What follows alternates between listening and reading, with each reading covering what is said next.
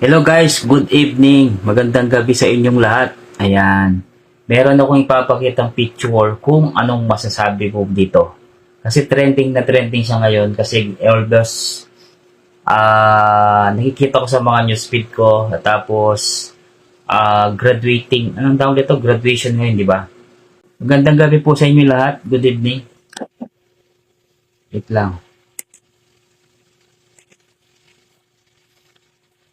Ito guys, yung nakikita yun, yung pictures na yan, yung sa taas. Kasi yung nangyari kasi po, sa baba pala, sa baba.